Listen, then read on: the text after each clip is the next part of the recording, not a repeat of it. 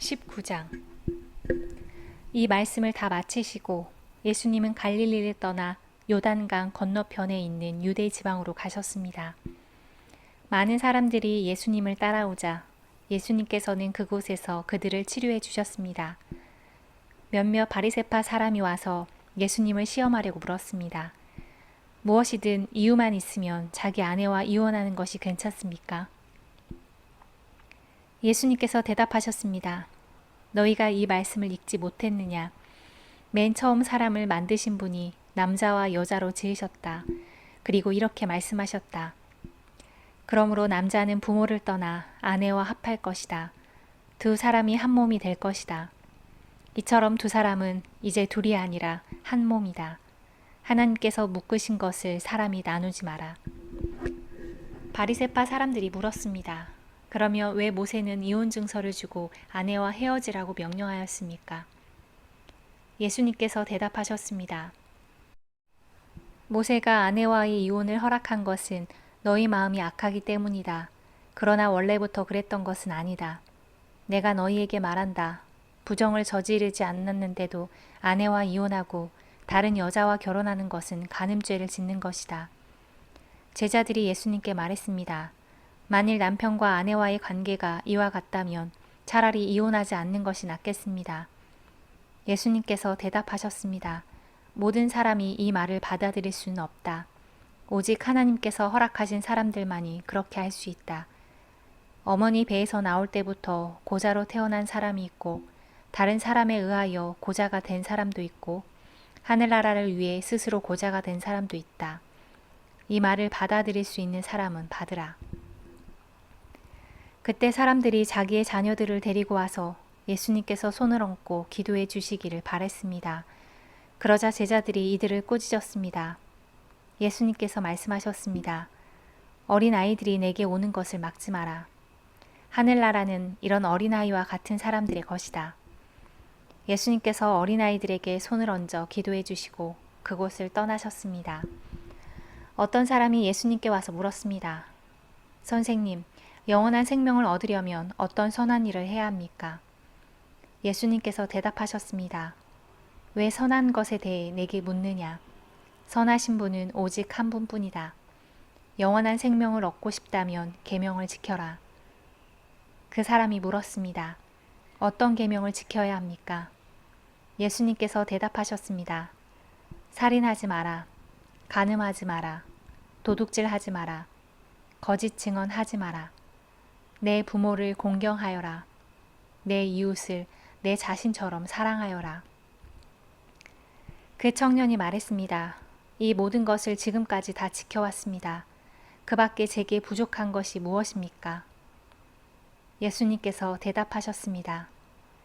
만일 내가 완전해지길 원한다면 가서 내가 가진 것을 다 팔아 가난한 사람에게 나누어 주어라. 그러면 하늘에서 보물을 얻게 될 것이다. 그런 후에 와서 나를 따르라. 이 말씀을 들은 청년은 매우 슬퍼하며 떠나갔습니다. 왜냐하면 그가 가진 재산이 너무 많았기 때문입니다. 예수님께서 제자들에게 말씀하셨습니다. 내가 너희에게 진정으로 말한다. 부자가 하늘나라에 들어가는 것은 어렵다. 다시 너희에게 말한다. 부자가 하나님의 나라에 들어가는 것은 낙타가 바늘구멍에 들어가는 것보다 더 어렵다. 제자들이 이 말씀을 듣고 매우 놀라서 물었습니다. 그러면 누가 구원을 받을 수 있습니까? 예수님께서 그들을 보시며 말씀하셨습니다. 사람은 할 수 없지만 하나님께서는 모든 것을 하실 수 있다. 베드로가 예수님께 말했습니다. 그렇다면 모든 것을 버리고 주님을 따른 저희에게는 무엇이 있겠습니까? 예수님께서 그들에게 말씀하셨습니다. 내가 너희에게 진정으로 말한다. 나를 따라오는 너희들은 인자가 영광의 보좌에 앉는 새 시대에 12보좌에 앉아 이스라엘 12부족을 심판하게 될 것이다. 나를 위하여 집, 형제와 자매, 부모와 자식, 그리고 밭을 버리는 사람은 몇 배로 보상을 받을 것이며 영원한 생명을 얻을 것이다. 그러나 첫째가 꼴찌가 되고 꼴찌가 첫째가 되는 사람이 많을 것이다. 20장. 하늘나라는 자신의 포도밭에서 일할 일꾼을 찾으려고 아침 일찍 나간 주인과 같다. 그는 일꾼들에게 하루 품삯으로 한 데나리온으로 주기로 하고 그 일꾼들을 포도밭으로 보냈다. 주인이 오전 9시쯤 다시 시장에 나갔다가 거기서 빈둥거리며 서 있는 몇몇의 사람들을 보았다. 주인이 그 사람들에게 말했다. 당신들도 포도밭에 가서 일하시오. 적당한 품삯을 주겠소. 그러자 그들은 포도밭으로 갔다. 이 사람이 다시 낮 12시와 오후 3시쯤에 나갔다. 그리고 똑같이 말했다. 또 오후 5시쯤에도 시장에 나가 또 다른 사람들이 거리에 서 있는 것을 보고 물었다. 왜 당신들은 하루 종일 빈둥거리며 서 있습니까? 그들이 대답했다. 아무도 우리에게 일자리를 주지 않았습니다. 주인이 그들에게 말했다. 당신들도 나의 포도밭에 가시오. 저녁이 되자 포도밭 주인이 관리인에게 말했다. 일꾼들을 불러 마지막에 온 사람부터 맨 처음에 왔던 사람까지 품삯을 주어라. 오후 5시에 고용된 일꾼들이 와서 각각 한 데나리온씩을 받았다. 이제 맨 처음에 고용되었던 일꾼들이 왔다. 그들은 더 많은 품삯을 받게 될 것이라고 기대했지만 그들도 한 데나리온씩 받았다. 그러자 그들은 포도밭 주인에게 불평을 하였다. 저 사람들은 겨우 1시간밖에 일하지 않았는데 하루 종일 뙤약볕 아래서 수고한 우리들과 똑같이 취급하는군요. 그러자 포도밭 주인이 말했다. 친구여, 나는 당신에게 잘못한 것이 없소. 당신들은 한 데나리온을 받기로 나와 약속하지 않았소. 당신 것이나 가지고 돌아가시오. 나는 나중 사람에게도 당신과 똑같이 주고 싶소. 내 것을 가지고 내 뜻대로 하는 것이 무슨 잘못이오? 내가 자비로운 사람이라서 당신 눈에 거슬리오. 그러므로 꼴찌가 첫째가 되고 첫째가 꼴찌가 될 것이다. 예수님께서 예루살렘으로 가실 때 12명의 제자만 따로 데리고 가셨습니다. 가시는 도중에 예수님께서 제자들에게 말씀하셨습니다. 보아라, 우리가 예루살렘으로 간다. 인자가 대제사장들과 율법 학자들에게 넘겨질 것이다. 그들은 인자에게 사형죄를 씌울 것이다. 그들은 인자를 이방 사람들에게 넘겨 비웃고 채찍질하고 십자가에 매달아 죽게 할 것이다. 그러나 3일째 되는 날에 인자가 다시 살아날 것이다. 그때 세베대의 아들들을 데리고 그 어머니가 예수님께 왔습니다. 그 여자는 예수님께 절하고 간청하였습니다. 예수님께서 물으셨습니다.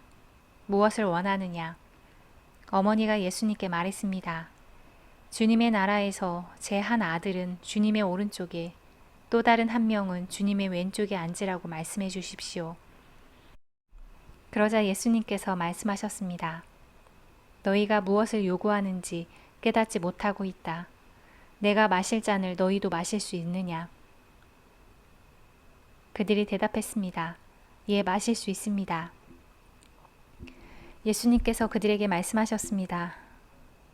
내 잔을 너희가 마실 것이다. 그러나 내 오른쪽과 왼쪽에 누구를 앉힐 것인지 결정하는 것은 내가 할 일이 아니다. 그 자리는 내 아버지께서 미리 정하신 사람들일 것이다. 다른 10명의 제자들이 이것을 듣고 그 두 형제에게 분개하였습니다.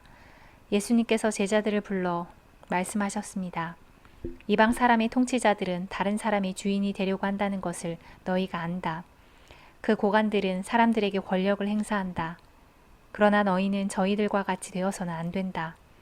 누구든지 너희 중에서 높아지려면 먼저 섬기는 자가 되어야 한다. 만일 누구든지 너희 가운데서 첫째가 되려면 너희의 종이 되어야 한다. 인자는 섬김을 받으러 온 것이 아니라 섬기러 왔고 자기 목숨을 많은 사람들을 위하여 주려고 왔다. 예수님과 제자들이 여리고를 떠날 때 많은 사람들이 예수님을 따라갔습니다.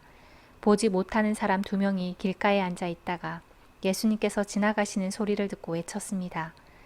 주님, 저희들을 불쌍히 여겨주십시오. 다윗의 아들이시여. 사람들이 그들을 꾸짖으며 조용히 하라고 했습니다. 그러나 이 사람들은 더욱 크게 소리질렀습니다. 주님, 저희들을 불쌍히 여겨주십시오. 다윗의 자손이시여. 예수님께서 가던 길을 멈추시더니 그 사람들을 불러 말씀하셨습니다. 내가 너희에게 무엇을 해주길 원하느냐? 그들이 대답했습니다. 주님, 눈을 뜨기를 원합니다. 예수님께서 그 보지 못하는 사람들을 불쌍히 여기시고 그들의 눈을 만지셨습니다. 그 즉시 그들은 시력을 회복하였습니다. 그리고 나서 그들은 예수님을 따랐습니다. 아멘.